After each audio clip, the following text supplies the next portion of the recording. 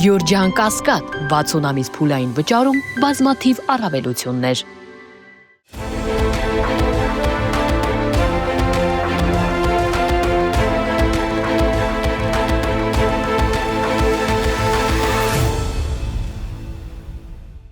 Բարև ձեզ մեդիա հաբի հարգելի հետևորդներ, եւ այսպես Հայաստանում ձևավորվել է հետեւյալ շղթան։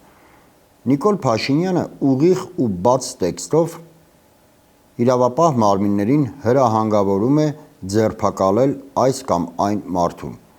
Բնականաբար այդ հրահանգավորումից հետո իրավապահները շատ արագ անցնում են գործի եւ շատ արագ ի կատար ածում հրամանը։ Այդ նույն ժամանակամիջոցում դատախազները շատ արագ կարում են գործը,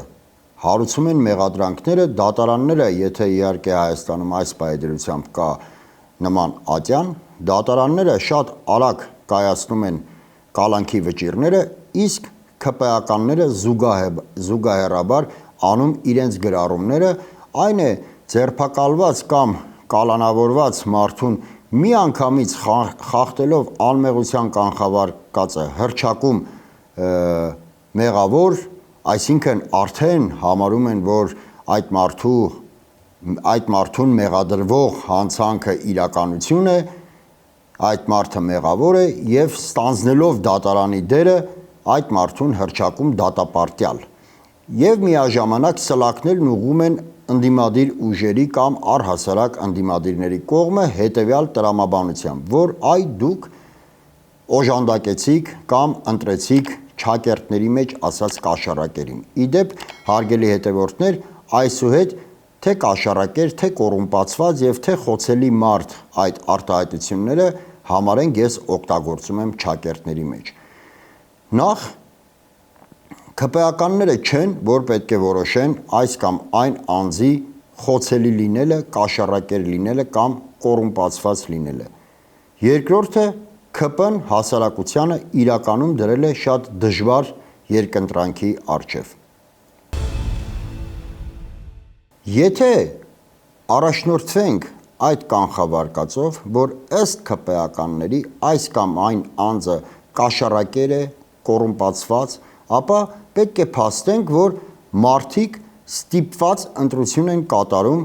ընտրել կաշառակերին, չակերտավոր ասված կաշառակերին, թե Արցախի եւ Հայաստանի տարածքները հանձնողին, 5000 զոհ տվողին եւ նրանց հիշատակը ուրացողին ու բնականաբար ընտրում են առաջինին։ Կրկին մարդիկ շատ դժվարին երկընտրանքի առաջ են կանգնում, ընտրեն չակերտավոր կոռումպացվածին, թե ընտրեն Էրդողանի ու Ալիևի հրամանները հլու հնազանդ կատարողին, Զանգեզուրի միջանցքը հանձնողին, մեր ազգային արժեքները եւ հայոց ցեղասպանությունը ուրացողին եւ նորից կանգնում են առաջինի ընտրության առջև, ընտրում են առաջինին։ Մարդիկ շատ դժվարին երկընտրանքի առջև են կանգնում, ընտրեն խոցելի,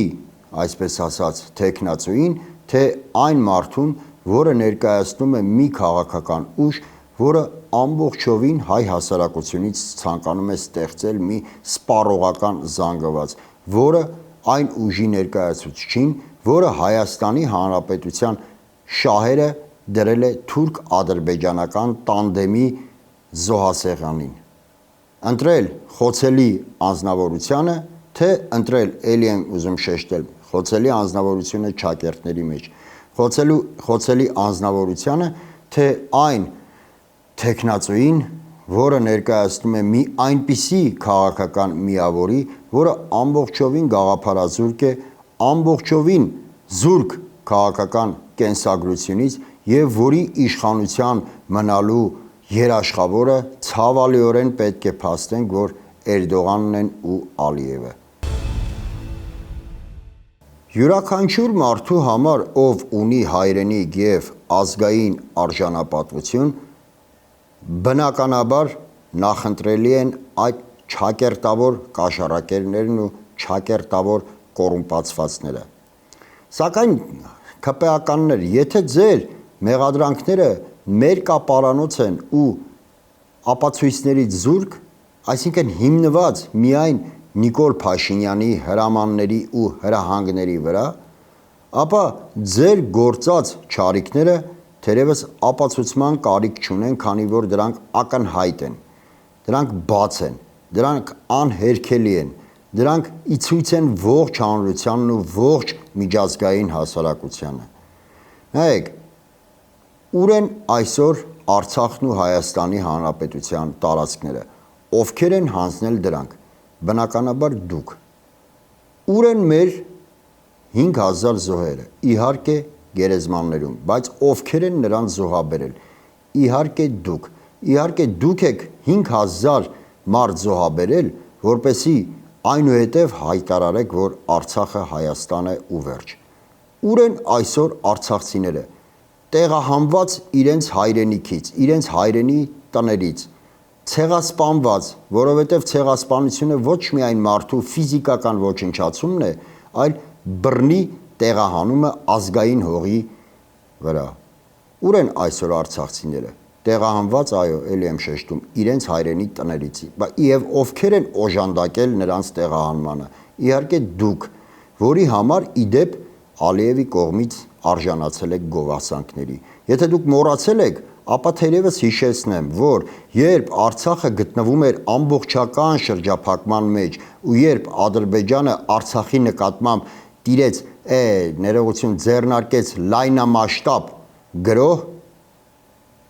ապա դուք մատը մատին չխփեցիք։ Հայաստանը, որը այդ պահին հանդիսանում էր Ադրբեջանի անվտանգության երաշխավորը,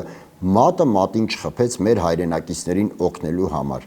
Եվ դրանից հետո Ալիևը հայտարարեց, որ մենք շնորհակալ ենք ու բարձր ենք գնահատում Հայաստանի իշխանությունների կառուցողական մոտեցումը։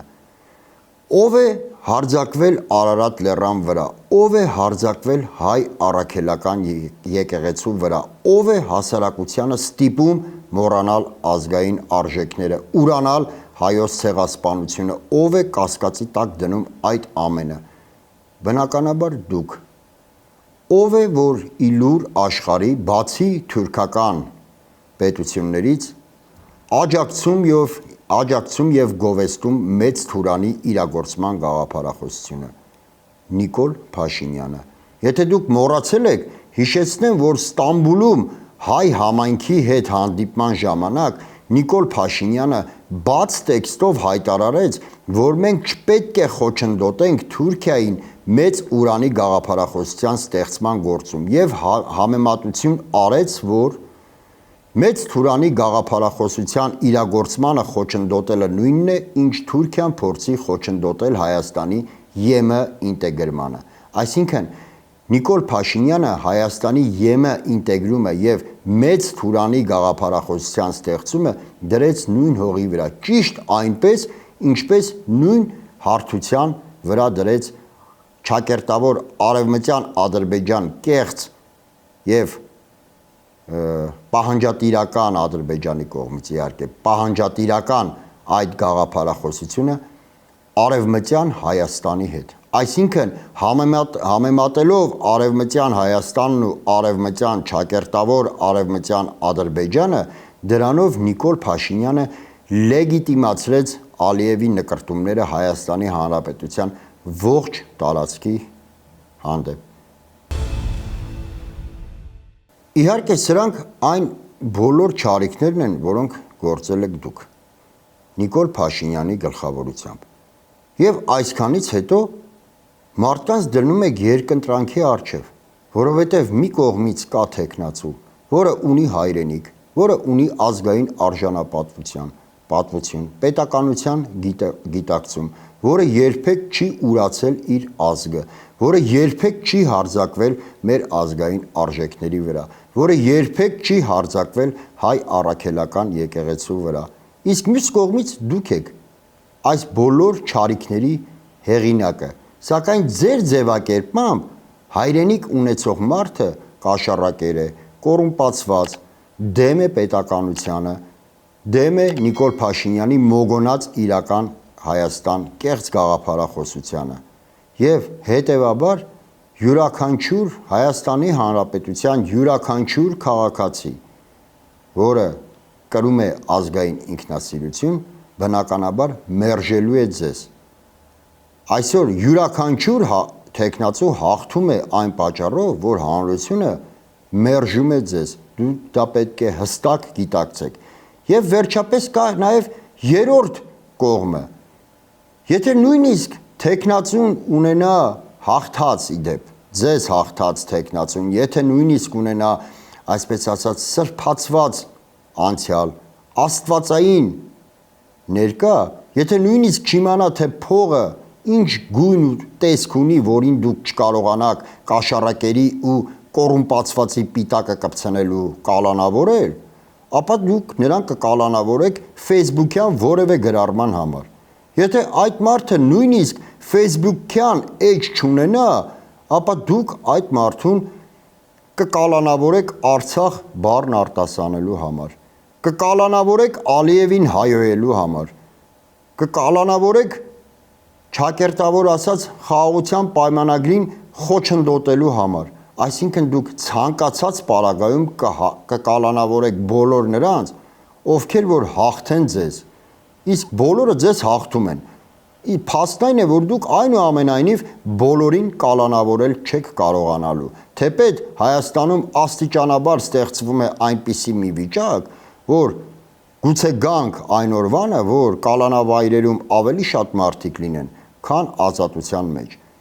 Հետևաբար, եթե անդրադառնանք երեք եւ այսօր տեղի ունեցող իրադարձություններին, այն է Գյումրու համայնքի ղեկավար Վարդան Ղուկասյանի ձերբակալմանն ու այնուհետև կալանավորմանը, ու երբ ձեր թիմակիցները առանց սպասելու դատարանի վճռին, ելի եմ շեշտում, եթե իհարկե Հայաստանում կա անկախ դատական մարմին, առանց սպասելու դատարանի որոշմանը միանգամից կայացրել են վճիռ։ Վարդան Ղուկասյանը կաշառակեր է եւ կոռումպացված։ Եթե այդպես է, ապա հենց Նիկոլ Փաշինյանն է ստիպել գյումրեցիներին,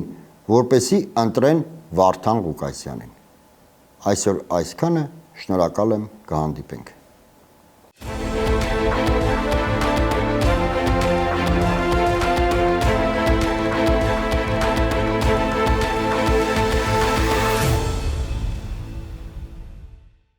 Գյուրջան Կասկադ 60 ամիս փուլային վճարում բազմաթիվ առավելություններ։